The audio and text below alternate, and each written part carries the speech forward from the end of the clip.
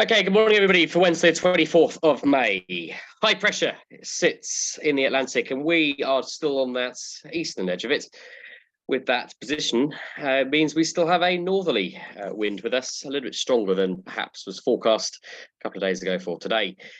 The good thing is it means it's bright, no significant weather, some frontal activity over the north of the country, but if I'm honest, down south, it's just going to be another glorious day.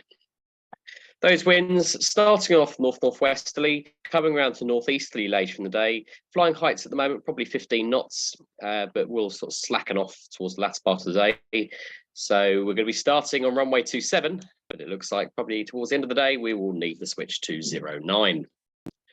Satellite picture over the UK shows an interesting water cloud in the North Sea there, but over us, any mist or low cloud burning off to leave a very bright day, looking really nice.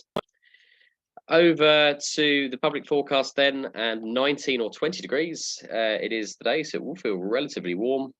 That northerly wind going to northeasterly, and 10 knots or so throughout most of the day. Good visibility, no significant weather to speak of. GFS predicts, again, 18 to 19 degrees in our area, and GFS predicts 10 to 11 degrees as the dew point. No webcams at Lasham or weather station data as it's broken down again, but Farnborough currently reporting 7 knots on the northwest, Cav okay, and the TAF very short, a few clouds at 4,500 feet, which I think does seem about right. And Horizon Norton is also saying something very similar.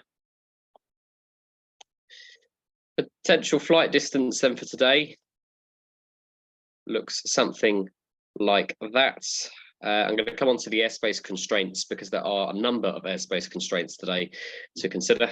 But up towards the north and east of us, always a bit tricky to tell what the wash would do if it does come around to a bit more northeast. Wales looking relatively good as well, but this area in here where the airspace problems are, sort of the Cotswolds, is going to be one to watch. So it's not going to be a particularly early start. That's 10 o'clock, barely saurable.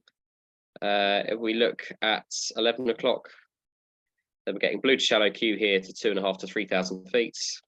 By 12, we're getting cloud base probably 2 to 3/8 Q.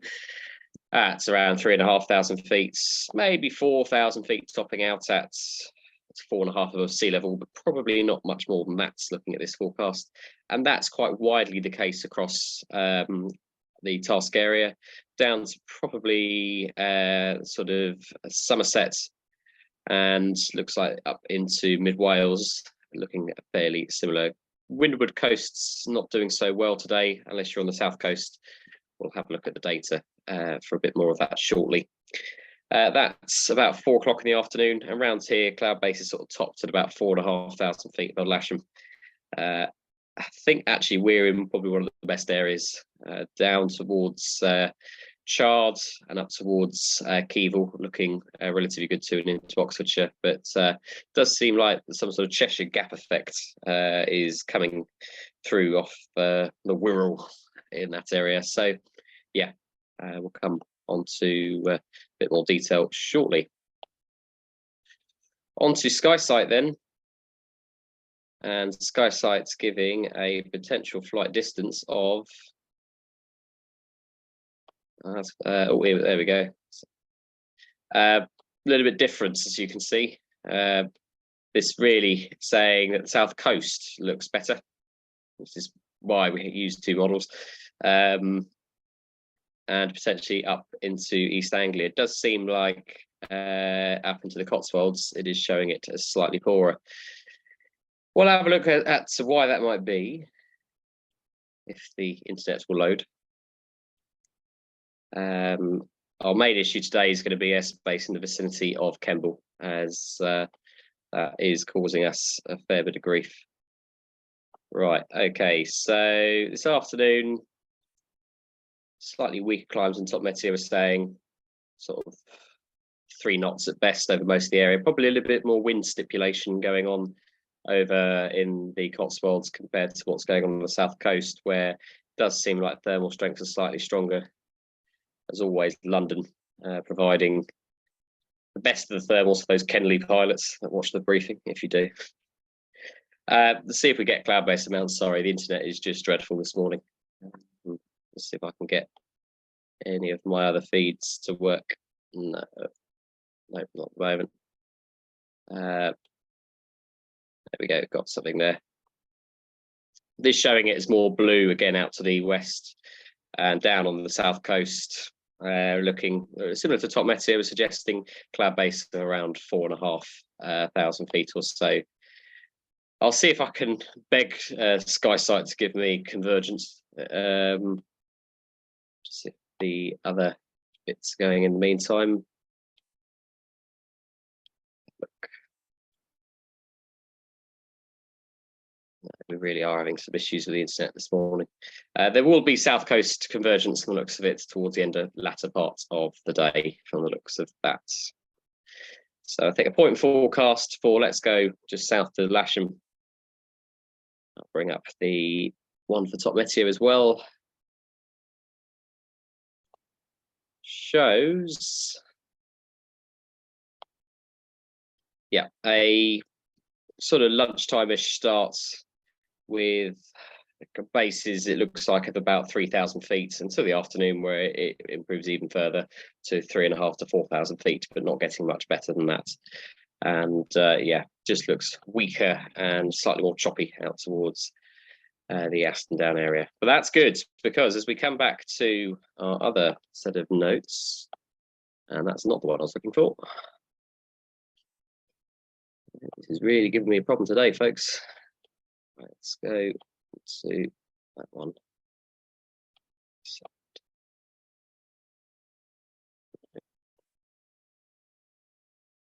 One second.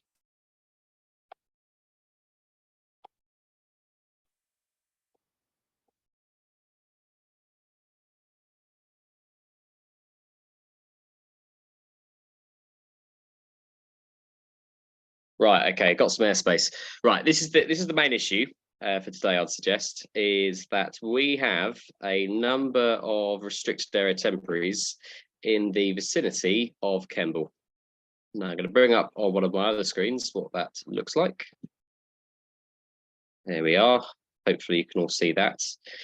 There is a huge wad of airspace which in that area, which is active between from the looks of it, any time from about 2 o'clock onwards, right through to 4 o'clock. So all of that airspace is at least partially or fully active between 2 o'clock and 4 o'clock. There are various royal family members moving about, and they've decided to stay today. So yeah, all of that is pretty much to be avoided between 2 and 4. If you do want to go in there, you can speak to Bryce, but it is, as I say, restricted area, a temporary controlled airspace. So yeah, it is something you do need to bear in mind. Have a real study of the NOTAMs to make sure you are fully happy on what's going on there. Do not just rely on this briefing. It's up to you to do the planning on that. I should not need to say any more. So you can see all of those things going well up the providing, yeah, bases of flight level 7.5 down to the ground. It's just a mess, basically. So yeah, there is just lots and lots and lots of airspace going on there. Okay, close to us, lots of paragliders operating. Keevil is not notified as active today. It's just showing as that the airspace volume has been put into the AIP. Paragliders operating in Berkshire, out near Revar Hill. We're active with intense gliding today. Other bits, air display just north of Yeovilton between 2:30 and 3:30. And yeah, there's too much else in the way of detail. That's just standard NOTAMs we've been getting. And yeah, so yeah, pretty much everywhere is good apart from the Cotswolds if you're going there, and the bottom of that airspace starts at just sort of at Swindon. Yeah, just keep your wits about you there. Don't want to have any reports of any infringements. That would be a bit embarrassing a few days before a comp. Right, operationally today, currently we have no jet movements. It wouldn't surprise me if there's one this afternoon, though there is a airliner that has been wanting to get out of here for days now, which hasn't. We're going to set up on 27. We're going to grid on the north side. We're going to winch with the cables on there, aero towing from the north. And just remember, we do have that northerly wind today, lots of correction, otherwise you won't be getting very high on the winch. Simple as that. Okay, thought of the day, and I'm going to be doing a few more of these. Safe aero towing has been on my mind for a few days, and effectively make sure, first of all, you are adequately current and that you're not trying to convert onto types or things like that without being current on a launch method. Think about the issues with belly hooks, think about issues with crosswinds, think about issues with tug performance and glider performance as well behind the tug. I'm also looking at water ballast usage as well. It is possible with some of these bigger gliders to fill them over the max takeoff weight. I don't want to be a spoil sport, but ultimately between you and the tug pilot, you need to make sure that you are operating within the performance limitations that exist. And on a day like today, where we do have some curl over, it is going to be trickier as we go down the run. Make sure you're on the correct hook as well. It wouldn't be the first time somebody's been launched on the wrong hook. And yeah, as you get to release, make sure you're positively confirming that that rope has gone before turning. So just a few snippets there. If you just think of that safe aero towing, our thought for the day today, that would be absolutely fantastic. So runway 27 in use currently. There may be a switch to runway 09 later this afternoon. Bye for now.